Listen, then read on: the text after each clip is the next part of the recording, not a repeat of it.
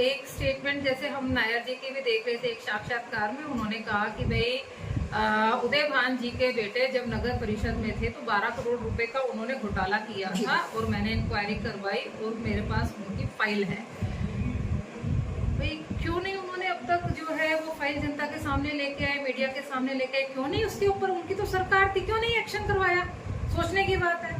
और मैं तो हाँ, और जब अगर वो जो है जनता के सच्चे प्रतिनिधि हैं और जनता के हक की अगर बात करते हैं तो फिर उनको जनता का हक जनता को दिलवाना चाहिए। जो 12 करोड़ रुपए थे जनता के जो गबन करके बैठे थे उनको जो है उजागर करना चाहिए था केस, लेकिन उन्होंने नहीं किया। क्यों? क्योंकि हो सकता है कि कुछ फाइलें नायर जी के उदय भान जी के पास दबी हुई हो। दोनों ही तो जो है एक दूसरे के दबा के बैठे हैं, तो दोनों ही जो है बारी बारी से रहे, तो दोनों में से कोई भी जो है दूध का दूल्हा, तो इनमें से कोई भी है। अफसोस होता है हमें कि जो यहाँ के विधायक जो यहाँ पे रहे हैं वो यहाँ पे जो है काम नहीं करवा पाए हैं। आज आप उनके घरों के सामने से आप निकल जाओ तो आपको ऐसा लगेगा जैसे चंडीगढ़ के रोड पे आप चल रहे हैं। नालियाँ ढकी हुई, खूब चौड़ी चौड़ी सड़कें, दोनों तरफ लाइटें चमचमाती हुई, और आप जो है चले जाओ, आप किसी भी गांव या अपना होटल शहर में चले जाओ, लोग जो है गंदी नालियों और कूड़े के ढेरों पे रहने के लिए विवश है। यहाँ पे अभी अभी सोंद गाँव से मैं आ रही हूँ, और जो है बिल्कुल जो है नरके जीवन जो है जी रहे हैं, और सड़कें जो है नहीं है बिल्कुल भी, निकलने के लिए पैदल चलने के लिए भी रास्ते नहीं है, नालियों का पानी सड़कों पे आया हुआ है। तो बहुत दयनीय स्थिति जो है हमारे क्षेत्र की बनी हुई है। तो मेरा ऐसा मानना है आगे आने वाले समय में जनता इन सब चीज़ों का जवाब दे नहीं है, वो तो जो है सबके सामने जो है दिखाई देता है। अगर जो गंदगी के ढेर पे जो है लोग रह रहे हैं, बड़े बड़े गंदगी के ढेर लगे हुए हैं, तो मुझे नहीं पता कि नायर जी कौन से नंबर का चश्मा लगाते हैं जो कि उनको नज़र नहीं आता और सारी दुनिया परेशान रहती है। तो मैं तो ये कहूँगी कि जो है शायद उनको जो है अपने विधानसभा की ओर अगर जो है देखना है, विकास करना है, तो उन्हें जो है चश्मा लगा लेना चाहिए। जो अगर उनको दो आंखों से नहीं दिखाई दे रहा तो भैया दो और लगा ले अपना लेंस। जो एक स्टेटमेंट जैसे हम नायर जी की भी देख रहे थे एक साक्षात्कार में, उन्होंने कहा कि भाई उदय भान जी के बेटे जब नगर परिषद में थे तो 12 करोड़ रुपए का उन्होंने घोटाला किया था और मैंने इंक्वायरी करवाई और मेरे पास उनकी फाइल है। भाई क्यों नहीं उन्होंने अब तक जो है वो फाइल जनता के सामने लेके आए, मीडिया के सामने लेके आए, क्यों नहीं उसके ऊपर, उनकी तो सरकार थी, क्यों नहीं एक्शन करवाया? सोचने की बात है। और मैं तो हाँ, और जब अगर वो जो है जनता के सच्चे प्रतिनिधि हैं और जनता के हक की अगर बात करते हैं तो फिर उनको जनता का हक जनता को दिलवाना चाहिए। जो 12 करोड़ रुपए थे जनता के जो गबन करके बैठे थे उनको जो है उजागर करना चाहिए था केस, लेकिन उन्होंने नहीं किया। क्यों? क्योंकि हो सकता है कि कुछ फाइलें नायर जी के उदय भान जी के पास दबी हुई हो। दोनों ही तो जो है एक दूसरे के दबा के बैठे हैं, तो दोनों ही जो है बारी बारी से रहे, तो दोनों में से कोई भी जो है दूध का दूल्हा, तो इनमें से कोई भी। क्या सपना है आपका होटल को लेकर के? कैसे होटल को विकसित करेंगे? कैसे होटल का विकास करेंगे, प्रगति की ओर? देखिए आप ना होटल की सबसे पहले आप ये देखिए कि लोकेशन क्या है, भौगोलिक परिस्थितियाँ क्या है। यहाँ से कुछ ही किलोमीटर पे जेवर एयरपोर्ट, नेशनल हाईवे से बहुत अच्छी कनेक्टिविटी है। कुछ ही किलोमीटर दूरी पे दिल्ली और गुड़गांव है, ठीक है।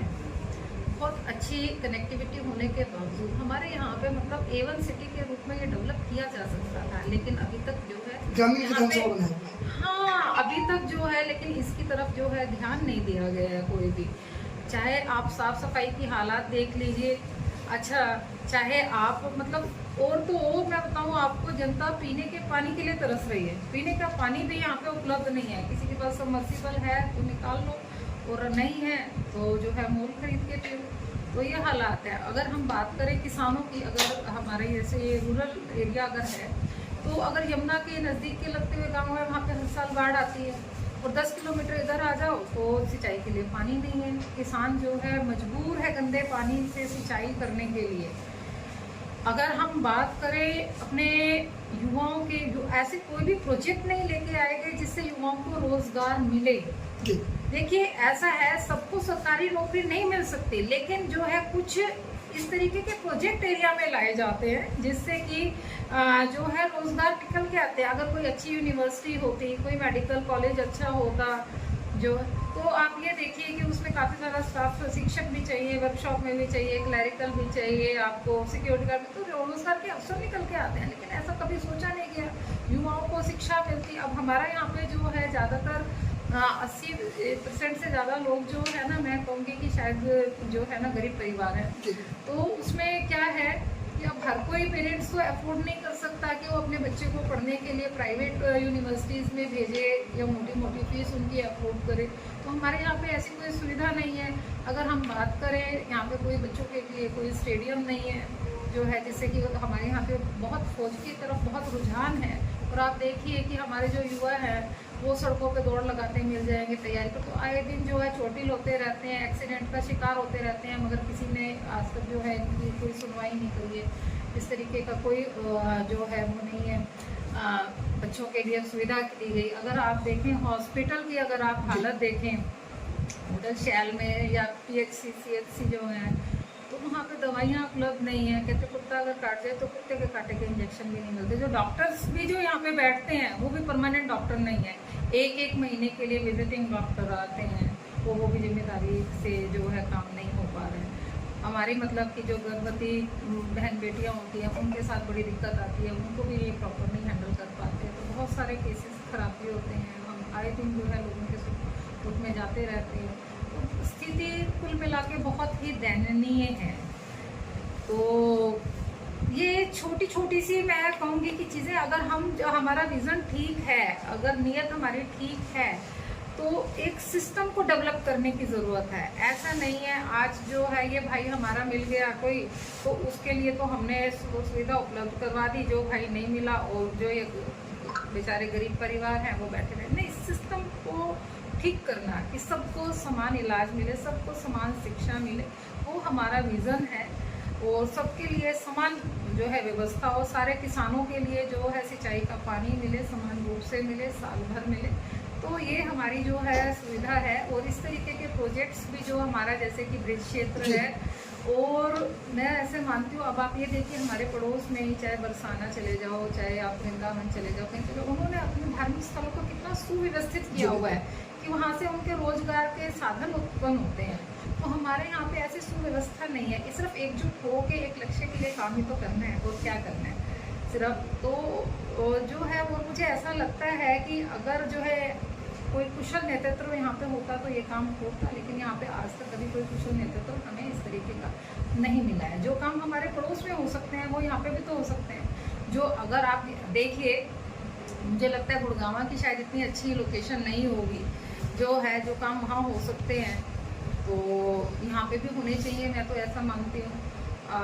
थोड़ा सा सोच भी लोगों को बदलनी पड़ेगी कि एक हमारे ना मतलब की सोच ये भी हो गई है यहाँ पे, मतलब कि परेशानियाँ एक लंबे समय से झेलते झेलते लोगों की सोच ही ये हो गई है कि भैया यहाँ तो इतनी मतलब गंदगी रहती है, कोई सुनने वाला नहीं है, पीने का पानी की भी सुविधा नहीं है, और कोई स्कूल कॉलेज भी नहीं है। तो जिसको जैसे मौका मिलता है वो लोग शिफ्ट होने की सोचते हैं कि भैया हम तो गुड़गांव शिफ्ट हो गए, या हम लोग फरीदाबाद शिफ्ट हो गए, दिल्ली शिफ्ट हो गए। तो वो मैं तो ये लोगों को जागरूक करती हूँ कि भाई इस बार मुट्ठी बांध के सब एक हो जाओ। हमने अपने इलाके को गुड़गांव से बेहतर बनाना है, दिल्ली से बेहतर बनाना है, और ये काम हम कर सकते हैं। कोई भी मुश्किल नहीं है, सब काम करते हैं। और ये सारे वो काम है जो सरकारें जो है जिसके लिए पहले भी प्रोत्साहन देती थी, साथ खड़ी थी, और आज भी प्रोत्साहन दे रही है। सिर्फ और सिर्फ मैं कहूँगी कि धरातल में जो है इन प्रोजेक्ट्स को सबको जो है उतारने की ज़रूरत है।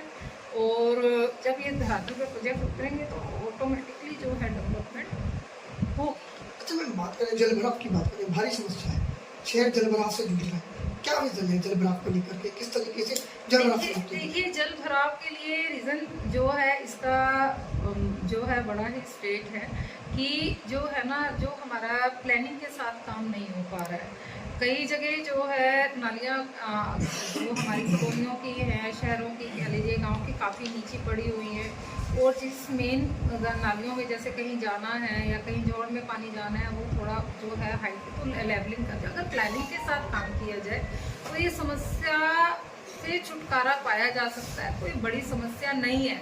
और इन सब नालियों को मैं कहूँगी एक बार सफाई करवाने के बाद अगर इनको ढक दिया जाए तो उससे क्या है कि दोबारा उसमें गंदगी नहीं जाएगी, ब्लॉकेज नहीं होगी, तो पानी जो है लगातार जो है अपना निकलता रहेगा। तो ये नालियाँ जो खुली छोड़ रखी है तो वो एक बीमारी का घर भी है, लोग आए दिन परेशान होते हैं। और जो है जल भराव की स्थिति भी जब ब्लॉकेज होती है तो उसमें पैदा होती है। मैम बात करें जल भराव की तो देखा जाता है लोगों ने अतिक्रमण किया हुआ है, नालियों को भी बंद किया हुआ है, नालियों को अतिक्रमण, नालियों पे बहुत ज़्यादा लोगों का अतिक्रमण है। क्या वोट बैंक की राजनीति आड़े नहीं आएगी? कई बार देखा जाता है, कहा जाता है कि अधिकारी काम करना चाहते हैं लेकिन ऊपर से आदेश आते हैं कि वोट बैंक की राजनीति के चलते जो है सफाई अभियान नहीं चल पाता। ऐसा बिल्कुल नहीं है। सफाई अभियान बिल्कुल ऐसा बिल्कुल नहीं है। नालियों के ऊपर कहीं कोई अतिक्रमण नहीं है। कोई नहीं चाहता कि अपना घर वो जो है नाली के ऊपर बनाए। नाली के ऊपर रहना कौन पसंद करता है? कोई पसंद नहीं करता। नालियों के ऊपर बिल्कुल कहीं कोई अतिक्रमण नहीं है, ठीक है। और जो है सफाई अभियान तो हमारे यहाँ पे क्षेत्र में कभी चलाया ही नहीं गया। अगर चलाया गया होता तो हालात इतने बदतर नहीं होते। सोन के लोग कह रहे थे कि अब तक कोई सफाई कर्मचारी नहीं है। बिल्कुल, ये तो सोन के लोगों को सोचना चाहिए कि क्यों नहीं उनकी बात अब तक सुनी जा रही है। जिनको उन्होंने विधायक चुना है अपने यहाँ से, तो वो क्यों नहीं इनकी बात सुन रहे। तो मैं तो कहूँगी कि जागरूक बने, आगे जो है जागरूकता के साथ वोटिंग करें। होडल की जनता से क्या अपील करना चाहिए? होडल की जनता से मैं यही अपील करना चाहूँगी कि मेहनत मेरी साथ तुम्हारा, तभी चमकेगा क्षेत्र में। ये थे हमारे साथ होडल विधानसभा से निर्दलीय